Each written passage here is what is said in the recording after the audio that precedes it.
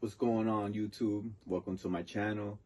If you're watching this video, you're probably interested in pursuing a career in automotive repair. Hopefully this video can give you more of an insight about the automotive repair industry so you can make a more informed decision to see if a career in automotive repair is for you. I'll do my best, not to be to the point and not drag the video out.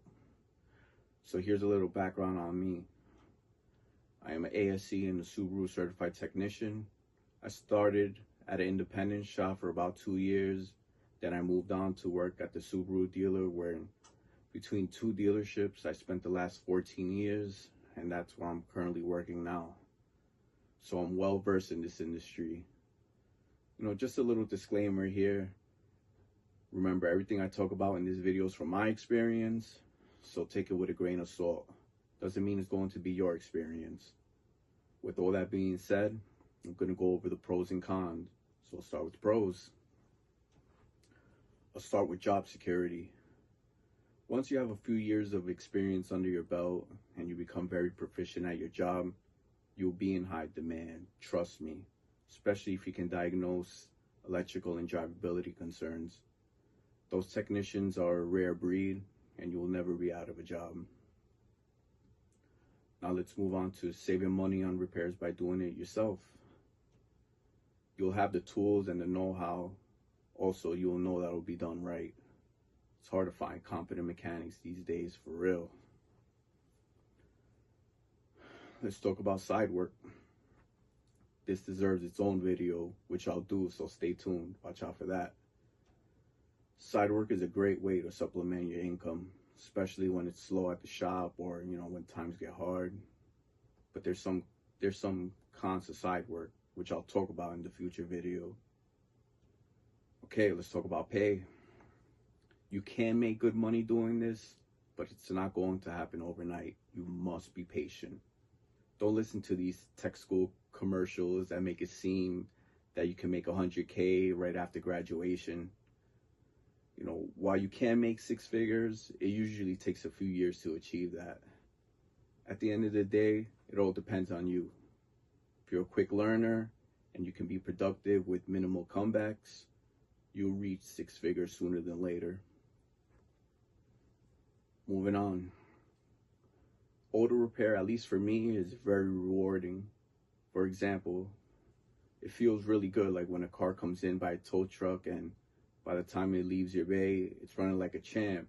Or you fix that car that's been to multiple shops and you're the one who finally fixes it and the customer's super happy. It's definitely a great feeling. All right, last but not least, what I really like about this line of work is how unpredictable it is. You never know what's coming to your bay. Every day is different. It's far from boring and it keeps you on your toes for sure. Okay, now it's time to talk about the cons. First, we'll start with tool investment. You're going to spend a substantial amount of money in tools so you can do your job, and it ain't cheap. The good news is, if you want to call it good news, there are a few tool companies that are stepping up their game, like Capri, Tecton, Gear Wrench, Icon, that don't break the bank as much.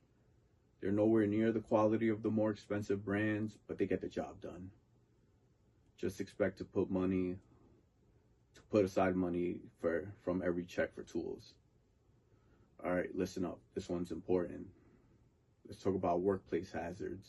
When you're working in a shop environment, there are a lot of dangers. You work with nasty chemicals, loud sounds, power tools, lifting heavy objects. So always wear your safety glasses, your hearing protection, your gloves, respirators, safety toe boots, knee pads. Just please take care of yourselves because this job is hard on the body. Don't be foolish like me. Sometimes I can't hear out of my right ear. It comes and goes for me not wearing hearing protection throughout the years. And it finally caught up to me. Working on cars is fun, but put your health first. Okay, this one here is a big one, and it's probably the biggest reason why technicians leave the industry. It's the flat rate system. I'm not going to get into much detail about it, There's a lot of videos out there that break it down good. The flat rate system is how the majority of technicians get paid, which means you only get paid for each job at an hourly rate, and there's a set time limit that the job pays, which is called book time. For example, if replacing an engine pays 10 hours and you get it done in 7 hours, you still get paid for 10 hours, no matter what. But in the same token, if it takes you 13 hours to do the job, then you just worked 3 hours for free and you took a loss. The feast or famine way of getting paid, in conjunction with shop politics, may create a toxic work environment. So that's something to think about. You just got to work for the right shop, basically. Last but not least, I want to talk about benefits.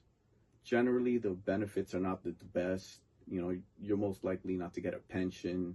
Maybe if you work for the government, then maybe that's possible. But benefits differ from shop to shop, so take that into consideration before accepting a job. Okay, let's wrap up the video. I'm sure I missed a few things, but to be honest with you, I would not recommend this career to anyone unless you have a passion for cars and you really want to do it.